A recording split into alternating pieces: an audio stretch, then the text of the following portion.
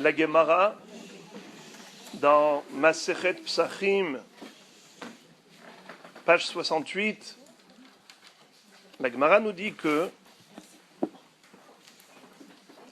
il existe une discussion entre deux Chachamim, Rabbi Eliezer et Rabbi Yehoshua, à savoir de quelle manière faut-il célébrer les fêtes juives.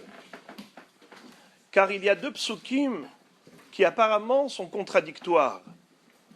Un pasuk dit Atzeret Lachem Elokecha, et un autre pasuk dit Atzeret Tihyeh Lachem, c'est-à-dire les fêtes sont des jours d'abstention de travail, de rassemblement des familles juives pour célébrer la fête. Atzeret, le mot Atzeret, c'est premièrement Atzor mimelacha, arrête de travailler, cesse les activités professionnelles et profanes. Et Atzeret veut dire aussi se retrouver, se réunir. Atzruna.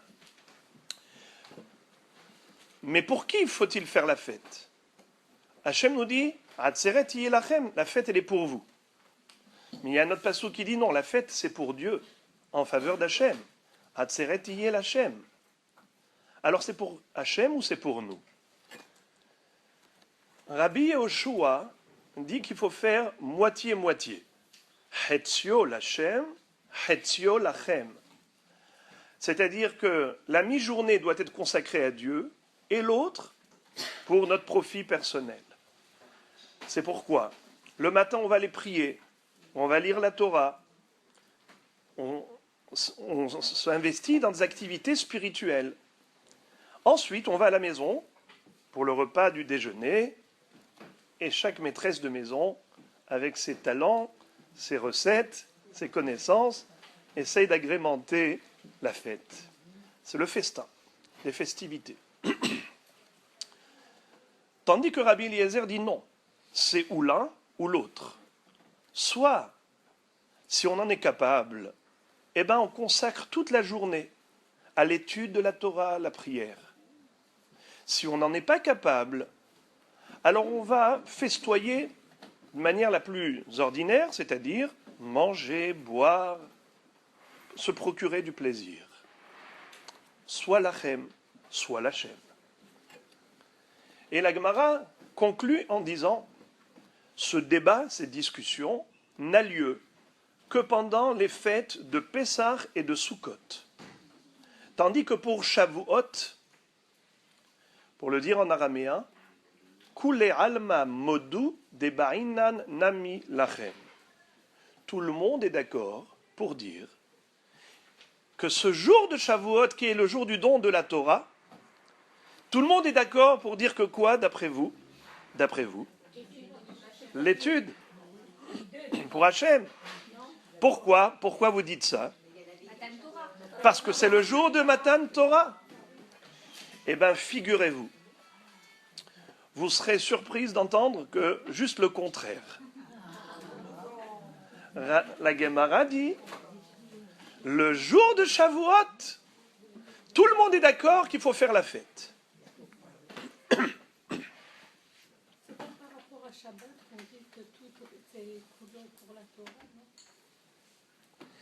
Rabbi Eliezer dit, les fêtes de Pessah et de Sukkot, il faut étudier la Torah toute la journée. Mais à Shavuot, après avoir étudié la mi-journée, prier, maintenant il faut aller bien manger, boire, faire un beau festin. Vous avez compris que c'est étonnant. On s'y attendait à tout le contraire. Justement, Shavuot, c'est le jour du Matan Torah. Donc on devrait parler que de spiritualité, que d'études, que de prière. Comment se fait-il que justement, c'est le jour du festin? Comment? Une nuit. Mais une journée de gâteau au fromage, de crêpes. J'ai laissé la liste de recettes là-haut, mais elle est très longue. En tout cas, il est très étonnant que justement le jour de Shavuot, jour du don de la Torah, Rabbi Eliezer dit ce jour-là, non, c'est pas Kulo Lachem, c'est aussi lachem. C'est aussi pour vous. Réjouissez-vous, physiquement, matériellement. Pour expliquer cela, pour comprendre comment se fait-il que c'est comme ça, d'autant plus que la Gemara pose la question, et elle dit Maïtama, vous savez pourquoi? Yom Shenitna Bo Torahu. Parce que c'est le jour du matin de Torah. Alors il faut bien manger. Incompréhensible. Comment comprendre cela? Pour y arriver à l'explication, on va introduire en préambule une histoire racontée par la Gemara. La Gemara dit que un jour, Rava, c'était un grand maître de la Gemara, était en train d'étudier.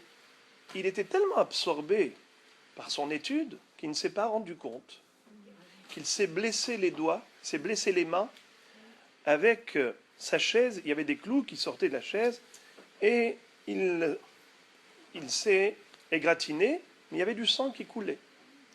Mais il était tellement plongé dans son étude qu'il ne s'en est même pas rendu compte. Et ça coule et ça coule. Qui l'a aperçu? Un tzedoki, un sadducéen.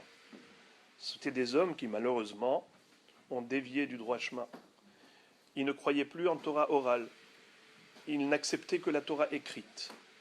On les appelle en hébreu tzedokim et baitosim. Ils étaient les élèves d'un grand maître, Antigenos ish Socho. Dans Pirkei Avot, on parle de lui. Antigenos ish Socho, Omer, Al tiyu ka'avadim ameshamshim et arav shelo al menat ekabel pras. Elahevu ka'avadim ameshamshim et arav shelo al menat ekabel pras. Ne soyez pas comme des serviteurs qui ne visent que l'intérêt, ils ne servent leur maître que pour le salaire, que pour la récompense. Non. Soyez des gens qui servent Hachem parce que c'est la seule vérité, sans viser l'intérêt. Alors, les élèves Tzadok et Baïtos ont en déduit que si le maître dit cela, c'est qu'il est convaincu qu'il n'y a pas de salaire, que finalement on travaille pour rien, notre vie est consacrée à la Torah, mais y a-t-il un intérêt quelconque? Chas v'shalom, comme si il n'y a pas d'autre monde et l'homme n'est destiné à aucune récompense. C'est pourquoi ils ont décidé de faire leur religion. Donc ils ont dit, bon, Torah, la Bible, ça va, mais pas Torah Shebe Alpé, pas l'enseignement oral. Malheureusement, Tzadok et Baïtos ont traîné beaucoup de monde avec eux. L'un de leurs disciples a vu Rava, donc dans cet état. Il va s'exprimer dans ces termes. Il va dire à Rava, je vous le dis en araméen d'abord, Ama peziza de kadmitu pumaychu leudnaichu, adain bebzizutaichu kamaitu. Vous êtes un peuple irréfléchi. Vous avez avancé la bouche avant l'oreille. La bouche a devancé l'oreille. Vous avez dit Naase venishma. Avant même de savoir qu'est-ce que Dieu va exiger de vous, vous vous engagez. Et vous dites, Hachem, quoi que tu nous demandes, on est prêt. On est prêt à l'accomplir. On se soumet à ta volonté sans même savoir ce que tu vas nous demander. Mais vous êtes un peuple irréfléchi et vous poursuivez dans cette démarche. Mais regarde ce que tu es en train de faire. Rien ne compte pour toi. Il n'y a que l'étude de la Torah. Tu ne vois pas ton corps ce qu'il subit. Vous n'avez pas changé, vous. Alors, Rava répond à cet homme et il lui dit, c'est vrai que nous avons agi ainsi, avec simplicité envers Hachem. Il est dit dans un pasouk de Michelet, Tumat Yesharim Tanchem. La droiture et l'intégrité des gens simples, Tmimim, des gens droits, des gens intègres, les fera réussir. Veselef Bogdim Yeshodem. Et la trahison des traîtres les piégera. Il lui a dit, vous avez été des traîtres envers Hachem. Ne pensez pas que vous allez gagner dans l'affaire. Nous agissons envers Akadosh Baruch Hu, nous, avec crédulité, naïveté, simplicité. On s'est soumis à sa volonté, en effet, sans poser de questions. Et Rachid expliquait que Rava lui a dit, nos ancêtres, quand ils ont dit Naaseh venishma, c'est comme ça qu'il Rachid dit dans ces mots, dans ces termes, Nahagnu imo kederecha osim me ahava, ubatachnu bo shelo it'anenu bedavar shelo nochal la'amod bo. Nous avions agi envers Dieu comme des gens qui agissent par amour, et donc nous lui avons fait confiance, qui n'exige pas de nous une chose impossible. C'est-à-dire que quand on a dit Naaseh venishma, ce n'est pas par bêtise, par stupidité, parce que nous sommes des gens illogiques et irréfléchis. Pas du tout. C'est parce que lorsqu'on aime, on fait confiance. Lorsqu'on sait que la personne à qui on a affaire, c'est quelqu'un avec qui nous avons une réciprocité d'amour, alors on ne lui pose même pas de questions. Quoi qu'il nous demandera, on est prêt. Hachem va nous donner la Torah, on n'a même pas besoin de connaître son contenu. On signe sur le chèque qui remplisse lui le chèque. Question. Question. C'est vrai? C'est vrai. Mais nous voyons que nous étions les seuls de parmi les 70 nations à avoir réagi ainsi. Hachem a pourtant proposé la Torah à tous les peuples. Hofia mehar paran vezarach miseir lamo ve'ata merivevot kodesh mimino eshdat lamo. Akadosh Baruch Hu est parti d'abord voir Ishmaël. Voulez-vous la Torah? Mais qu'est-ce qu'il y a écrit dedans? Ne vole point.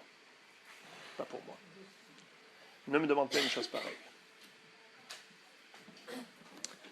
Il va chez Esav. Qu'est-ce qu'il y a écrit dans cette Torah? Ne tue point. Ça aussi, c'est pas pour moi. Esav, c'est la soif du pouvoir. Regardez Hitler. Les machines à tuer qu'il a créées. Al-Harbech Atichye. Tu vivras sur l'épée, dit Esav. C'est ça, la bracha que j'ai eue. Je ne suis pas prêt à m'en priver. Donc je ne veux pas de cette Torah où il est écrit ne tue point. C'est comme ça qu'Akadosh Baruch Hu va voir Ammon et Moab. Eux aussi sont dissuadés par l'interdiction d'avoir des relations incestueuses. Lotin Av. Alors que Ammon et Moab sont le produit de l'inceste même. Ainsi, nation après nation refuse la Torah. Il n'y a qu'un seul peuple qui ne pose même pas de questions. Naaseh venishma. On est prêt à tout faire avant même de savoir ce que tu vas nous demander. Question. Qu'est-ce qui a fait la différence entre ces réactions? On a l'impression, premièrement, que les peuples, toutes les nations du monde, ont agi avec une certaine logique qui s'explique, qui se comprend. Pourquoi Israël ont agi différemment? Même a posteriori, on est des millénaires après Matan Torah. Est-ce qu'eux ont regretté leur refus de la Torah? Non.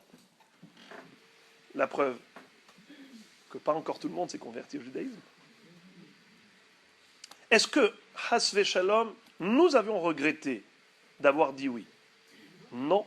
Preuve, des millénaires de persécutions, de pogroms, d'inquisition, d'autodafé, de Shoah, et la Torah ne cesse de se développer dans une transmission et une diffusion universelle.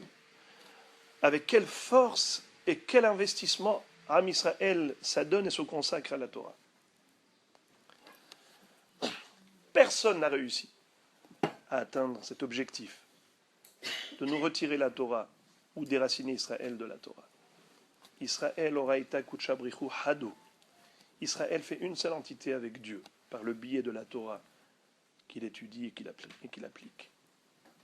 Donc, on a l'impression d'avoir ici des antipodes, des antagonistes qui ne se comprennent pas, qui sont dans un dialogue de sourds. Les goïms disent, mais qu'est-ce qui vous passionne dans cette Torah? Et nous, on se dit, mais qu'est-ce qu'ils ont raté? Qu'est-ce qui fait la différence d'observation, de ressenti par rapport à la Torah? Pourquoi la vision est aussi opposée l'une à l'autre, l'une de l'autre? Rabotai, ce que je voulais dire, c'est que, en réalité, il est clair qu'aucun être humain normalement constitué n'aurait pu réagir de cette manière en disant « Banco, quoi que tu me demandes, je suis prêt à le faire ». Ce n'est pas logique. C'est ce qu'avait dit ce Tsédoki, ce Sadducéen. Mais Am Israël a agi de la sorte parce qu'ils avaient une préparation psychologique qu'aucun peuple n'a eu. C'était la sortie d'Égypte. Shavuot, c'est 50 jours après Yetziat Mitzrayim, c'est après Pessah. Akadosh Baruch Hu, juste avant de donner la Torah au Bnei Israël, il dit à Moshe, je voudrais leur envoyer un petit message qui va servir d'introduction, de préface au livre de la Torah. Kotomar le Bet Yaakov, vetaged li Bnei Israël. Ainsi tu diras au Bnei Israël. Atem riitem asher asiti le Mitzrayim, vaesa etrem al kanfei nesharim, vaavi etrem elai. Vous avez vu ce que j'ai fait aux Égyptiens. Je vous ai porté sur des ailes d'aigle. Je vous ai rapproché de moi. Ve'ata, et maintenant. Im shamoa tishme'u bekoli ushmartem et beriti, ve'yitem li segula mikol ha'amim, ki li kol ha'aretz. Et maintenant, si écoutez, vous écouterez ma voix, c'est-à-dire m'obéir. Ushmartem et beriti, et observez mon alliance. Ve'yitem li segula mikol ha'amim, vous serez un trésor pour moi de parmi toutes les nations. Kili kol haaretz, car la terre, le monde, le cosmos entier m'appartient. Ve'atem tiyu li mamlechet kohanim ve'goy kadosh. Et vous serez pour moi un royaume de princes, Hashidi kohanim sarim, ve'goy kadosh, une nation sainte. Voici les paroles que je voudrais que tu transmettes à Israël. Et Rachid de dire, lo pachot ve'lo yoter, pas un mot de plus. Voilà, c'est tout ce que je voudrais que tu transmettes. Ni plus ni moins. Tel quel. Qu'est-ce qu'il y a dans ce message? Rachid dit Atem riitem asher asitim il Mitzrayim, vous avez été témoins de vos propres yeux, vous avez vu ce que j'ai fait aux Égyptiens. Les Égyptiens avaient commis des fautes très graves envers Dieu. Ils avaient transgressé l'interdiction de l'idolâtrie, des relations interdites, le crime, les trois avérotes très graves. Ça n'a pas empêché, ça n'a pas forcément entraîné des sanctions. Les Égyptiens n'ont subi aucune sanction. Quand est-ce que les Égyptiens ont subi les 10 plaies? Lorsqu'ils ont fait du mal au Bnei Israël. Akadosh Baruch Hu dit au Bnei Israël, alors qui j'aime plus, vous ou moi? Je vous aime à vous plus que moi. Parce que quand les Égyptiens ont fauté contre moi, je n'ai pas réagi. Quand ils vous ont fait du mal, je les ai sanctionnés. Les 10 plaies qu'ils ont subies, c'est parce qu'ils refusaient de vous libérer. Atem reitem asher asiti le Mitzrayim.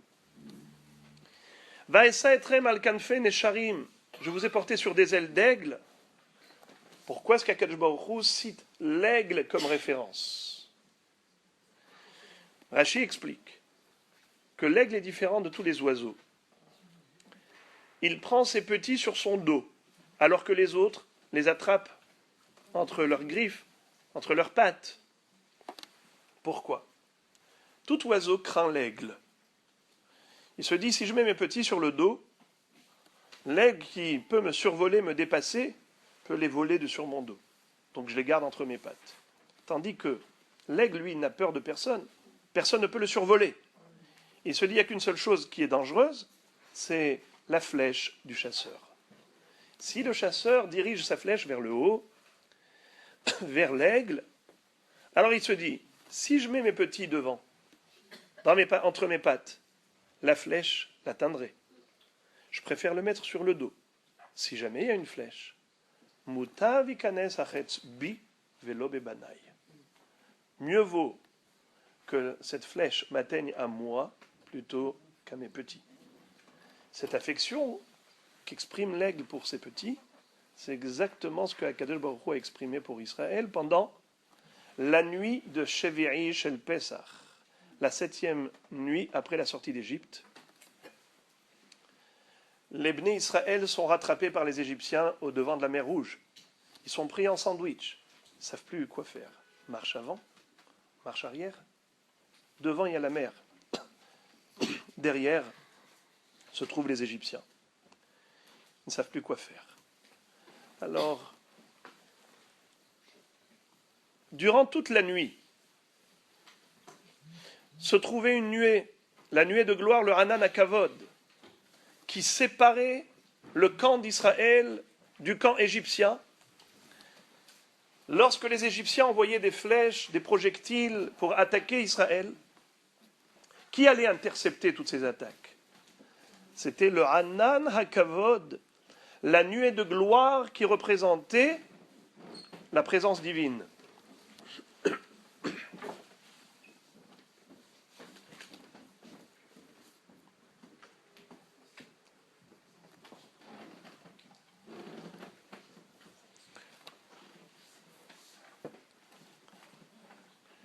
C'est ainsi que Akadosh Baruch Hu va dire au Bnei Israël, vous avez vu, j'ai agi envers vous comme l'aigle.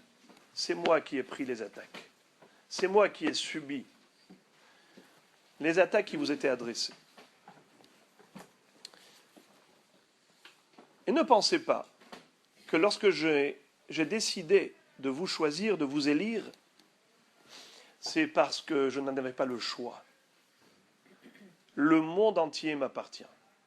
Vihitemli segula mikol ha'amim kili kol haaretz. Il y a dans le cosmos tant de créatures terrestres, célestes, marines. Il y a de tout.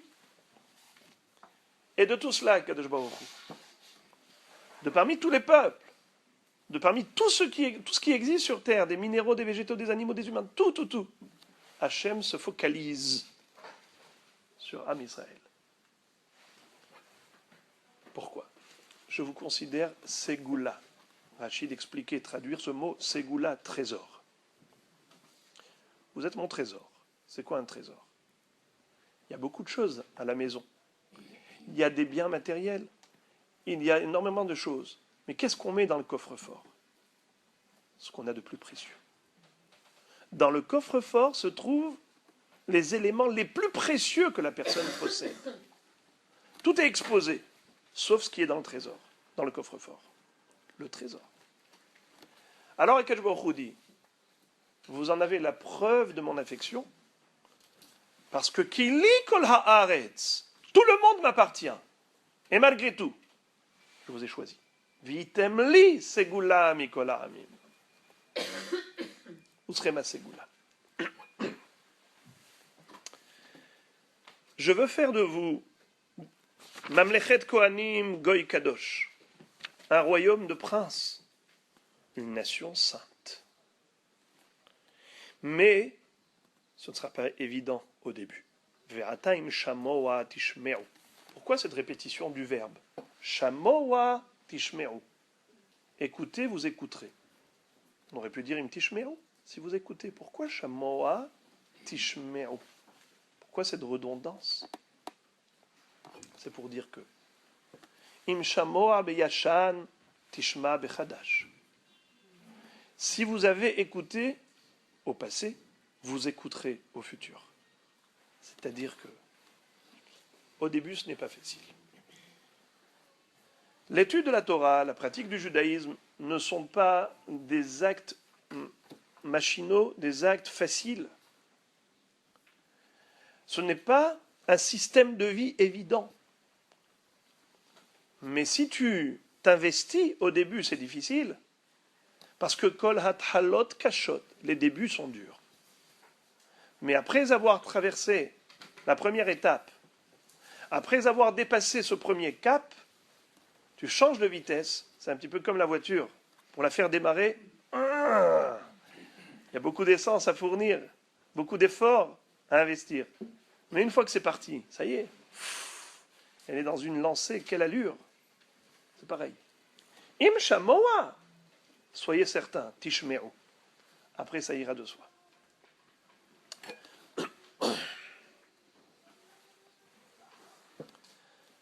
Ce rappel de l'historique qu'a retracé ici Akadosh Baruch Hu en disant Bnei Israël juste avant le don de la Torah. Je vous donne la Torah. Je viens vous proposer quelque chose. Il n'est pas question que je vous explique le contenu de la Torah pour vous convaincre. Parce que loin de vous convaincre, ça pourra peut-être vous dissuader. Pourquoi ? Parce que les interdictions et les obligations de la Torah, de prime abord, de première vue, on a l'impression que c'est quoi ? Chasvé Shalom, c'est une prison psychologique. Interdit, interdit, interdit. Obligé, obligé, obligé. C'est quand que je vis alors ? Je peux respirer ? Il n'y a pas une seconde dans ta vie où tu n'es pas accompagné par la Torah. Tu dois réfléchir, est-ce que je peux faire ou je ne peux pas faire cela ? Est-ce que je peux parler ou je ne peux pas parler ? Je peux voir ou je ne peux pas voir ? Je peux écouter ou je ne peux pas écouter ? C'est du lachon hara, c'est pas du lachon hara, c'est quelque chose de positif, négatif. Mais qu'est-ce que je mets dans ma bouche ? Qu'est-ce que je mange ? Mais tout ! Il n'y a pas une seconde, il n'y a pas un geste qui n'est pas légiféré par la Torah. Alors, ça pourrait paraître pour un être humain qui aspire à la liberté, car la valeur number one d'un être humain, c'est la liberté. Égalité, liberté, fraternité. Et donc, de ce fait-là, puisque l'homme aspire à la liberté, la Torah peut lui paraître comme étant Hasvé Shalom, prison. C'est exactement comme un enfant. Lorsque les parents vont scolariser l'enfant, il revient après 1-2 jours de l'école, il pique une crise de nerfs, mais il n'en peut plus. Il se dit, qu'est-ce que c'est que cette histoire-là ? On l'a arraché à ses beaux jouets de la maison, où il passait des journées paradisiaques, pour l'envoyer à l'enfer de l'école, toute la journée assis, en train d'écouter, d'essayer de recopier, tout d'un côté, et tu croises les bras, tu bouges pas, ne parle pas quand tu le veux, tu te lèves pas de ta place. Mais c'est quoi cette prison-là ? L'enfant, il se dit, mais les parents sont tombés sur la tête. Qu'est-ce qu'ils ont fait ? Où ils l'ont envoyé ? Tu vas expliquer à l'enfant, tu vas lui dire, tu sais, ça va te mettre exactement 14 ans d'études. Après, tu feras un bac plus 7. Tu vas ensuite ouvrir ton cabinet dentaire. Et ensuite, tu feras une spécialité orthodontiste. Et après, tu vas encaisser pour chaque consultation quelques centaines d'euros. Pour une couronne, voilà combien ça coûte. Et tu vas faire, regarde, pour des implants un peu plus. Tu lui fais le calcul, tu montres à l'enfant de 4 ans et demi. Tu as vu tout ce que tu vas gagner ? Explique-lui. Tu vas le convaincre ?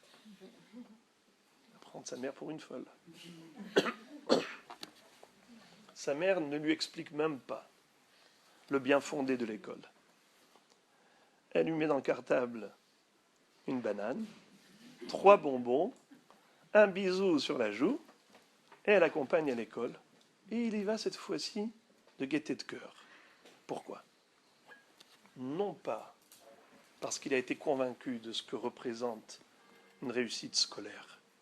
Il sait une seule chose, c'est que celle qu'il envoie à l'école, c'est celle qu'il aime.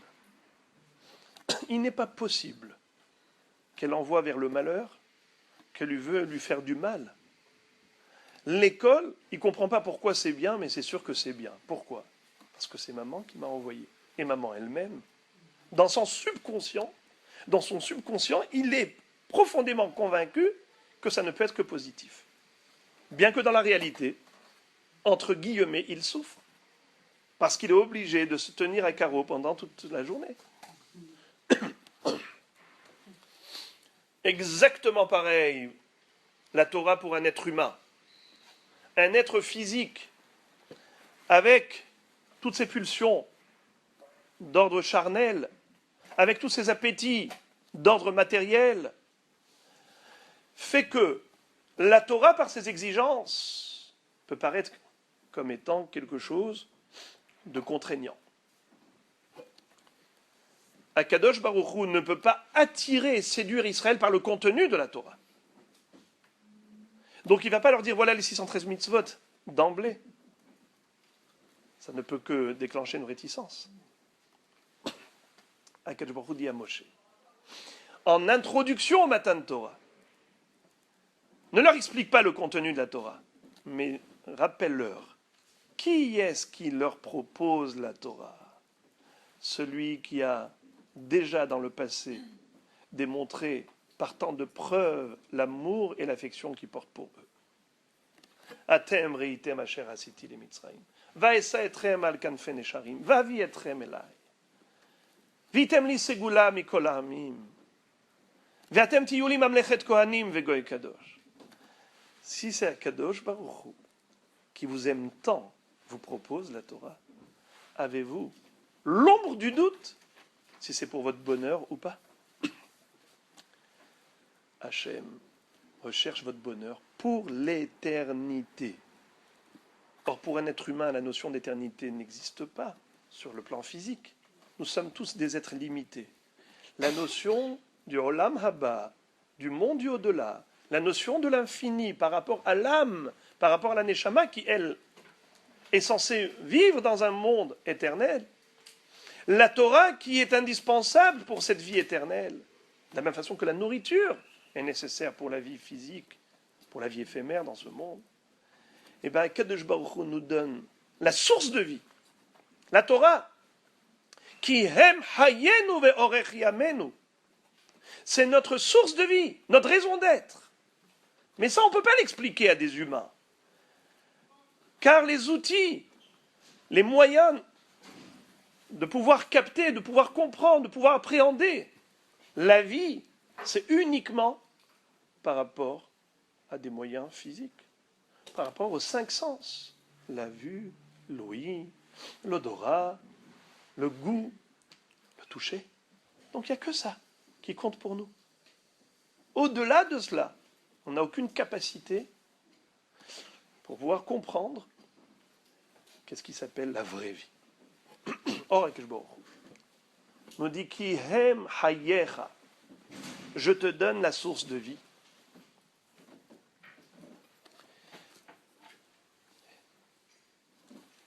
C'est la raison pour laquelle Am Israël a été le seul peuple à dire Naase venishma.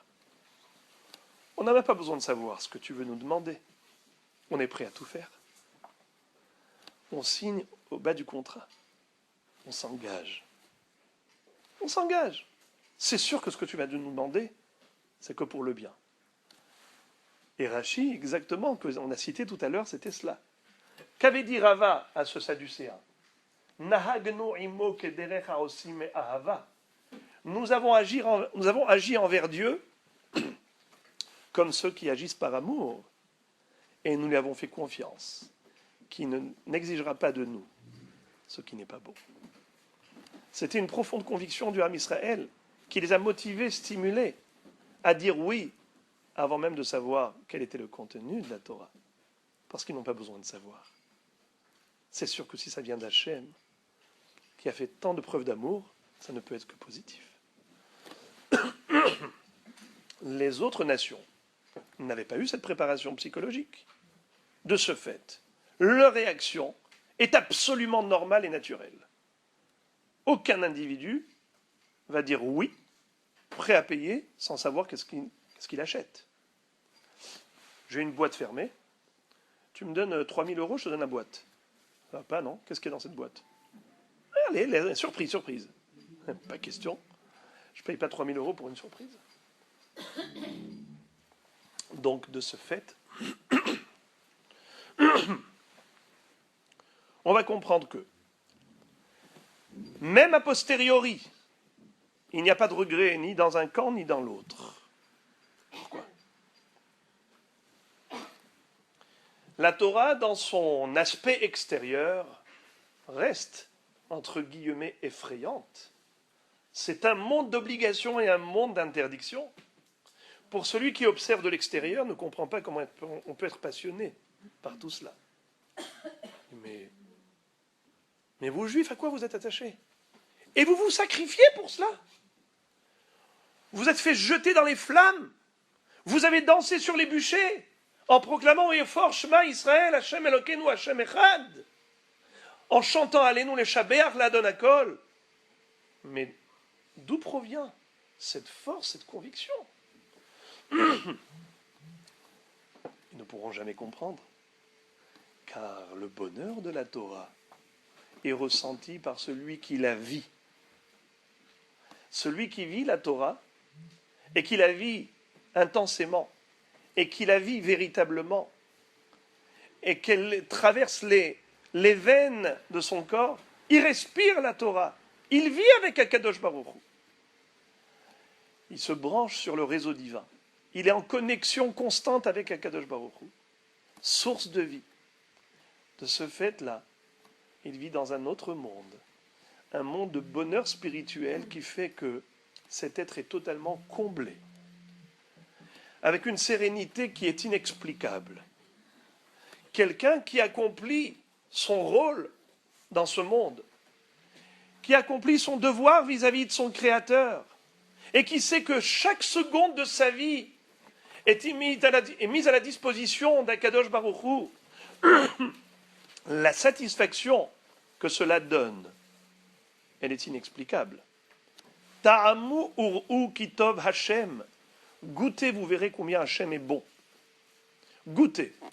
Goûtez, si on explique à quelqu'un le goût d'un nougat glacé. Il n'a jamais goûté ce que c'est. Tu lui expliques, tu prends de l'œuf, un blanc d'œuf, tu le bats, et puis ça fait une crème blanche, tu mets dedans du sucre, après tu mets au congélateur avec des fruits confits.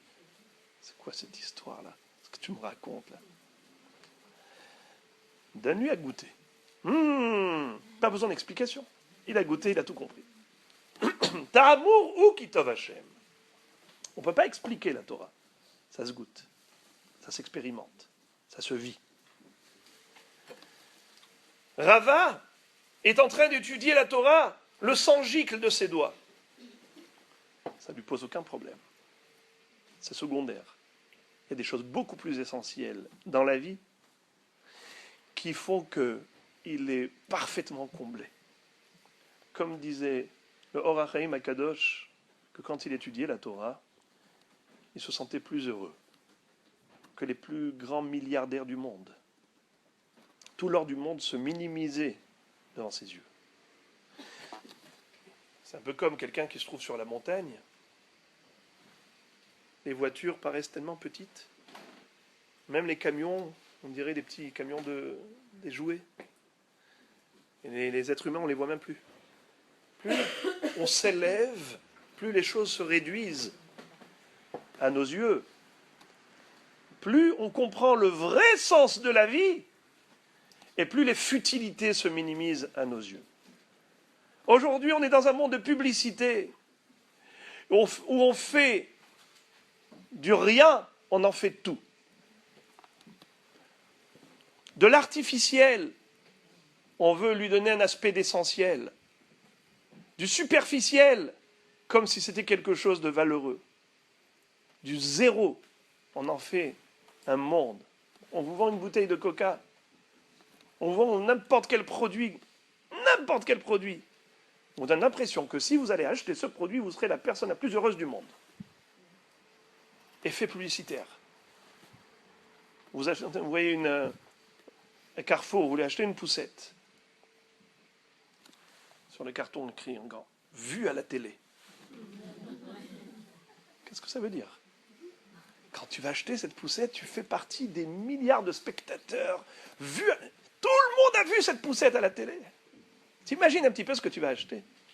Qu'est-ce qu'on travaille pour forger une nouvelle mentalité de monde du paraître. Parce que ta poussette, elle est vue à la télé. Donc tu fais partie de ce grand monde du paraître. Ça a apparu. On oublie la vie de l'être, on parle du paraître. Oui. Non, c'est juste le côté sécuritaire. Ça fait sérieux. Ça fait sérieux. Mais si ça ne faisait que sérieux, c'est très bien. Et je pense que ça va bien au-delà du sérieux. C'est donner l'impression qu'on appartient à une société moderne, on est à l'ère du temps et on correspond au concept universel. On est à la page. Mais la page d'aujourd'hui, malheureusement, est une nouvelle page qui est une page que de blabla, blabla, blabla. Énormément de jeux de lumière, de sons, de paroles. Ça veut dire qu'on va créer une nouvelle échelle de valeurs. Des valeurs qui n'existent pas. Des valeurs virtuelles, des valeurs imaginaires, mais donner l'impression au monde qu'elles existent. Quand je vois des jeunes qui s'extasient devant des footballeurs ou des basketballeurs, et que des millions de personnes poussent des hurlements parce que le petit morceau de cuir plein d'air a pu toucher le filet, et qui vont devenir fous de joie parce que leur équipe a gagné. Réfléchissons, restons un petit moment sur cette idée. Arrêt sur image, arrêt sur réflexion. Qu'est-ce que cela veut dire? On a créé une nouvelle valeur. Chez les enfants, c'est ça. C'est ça la star. La star, c'est cette personne qui a donné un coup sur le morceau de cuir et le morceau de cuir a touché le morceau de tissu. Quelle star, quelle merveille. Un surhumain. Incroyable. On en est là aujourd'hui. Et les gens rentrent là-dedans. Très bien, ça marche très bien. Mais tu comprends pas. Il y en a un qui m'a dit, mais alors je vous prends sérieux. Il m'a dit, mais c'est divin. Vous avez vu comment il a marqué le but? C'est une passion, c'est une passion. Il y a un concept dans le sport aujourd'hui qui est fédérateur. Et ce bas monde, justement, est en faiblesse de fédération. Il n'y a plus rien qui groupe.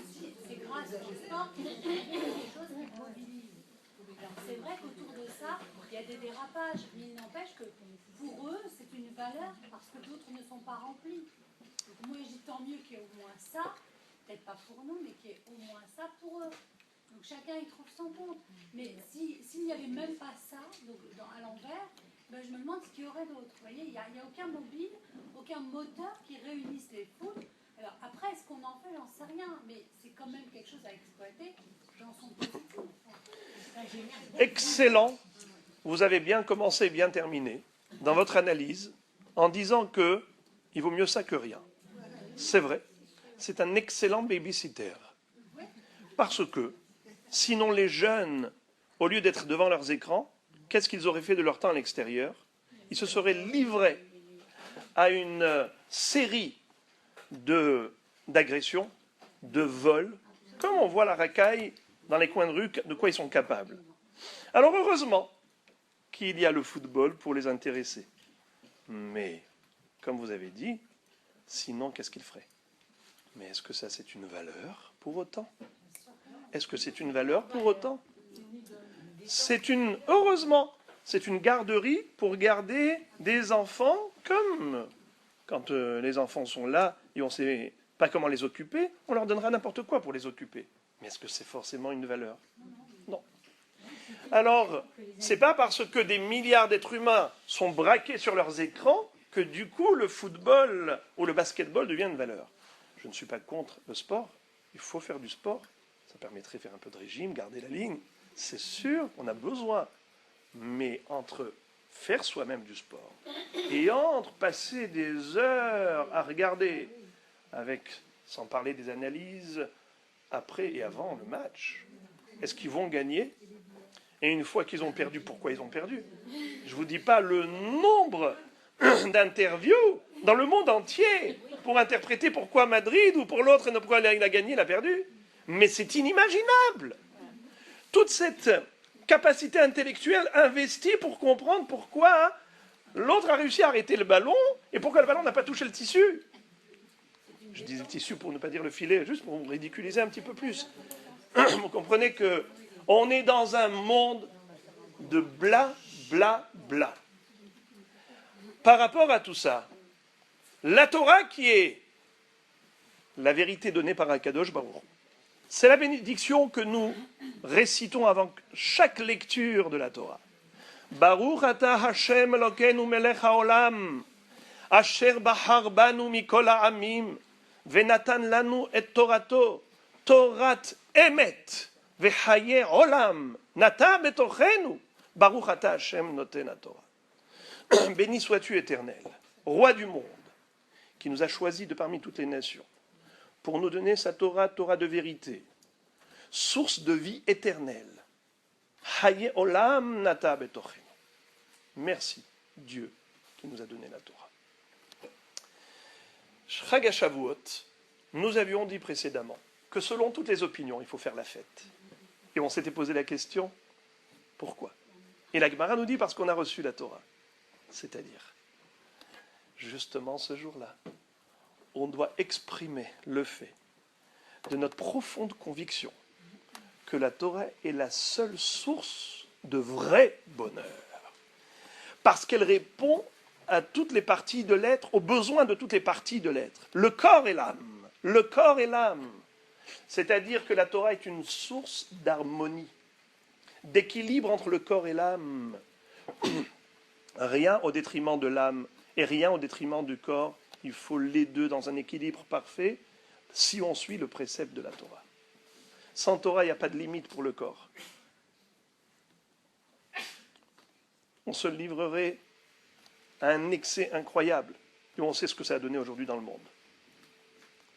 Sans Torah, on peut être un philosophe et vivre en ermite et ne rien donner au corps. Ni se marier, ni manger, on ferait le minimum. La Torah est la source d'équilibre. La Torah nous permet donc de vivre heureux sur tous les plans, dans tous les domaines. C'est pour ça qu'à Shavuot, justement, on fait la fête et on étudie pour dire que grâce à la Torah, nous avons la possibilité d'accéder au vrai bonheur. Et c'est ce sentiment-là qu'il faut déjà intégrer pendant Shavuot et véhiculer dans son foyer afin que les enfants, que la famille, que l'entourage puissent également être influencés par cette compréhension de savoir que Baruch Hashem, si c'était ce choix, cette élection, nous l'avions mérité depuis des millénaires, on se doit de véhiculer cela au travers de toutes les générations jusqu'à la fin des temps, jusqu'à Biat Mashiach, Yehi Ratzon, que cela se produise. Bimhera biyamenu.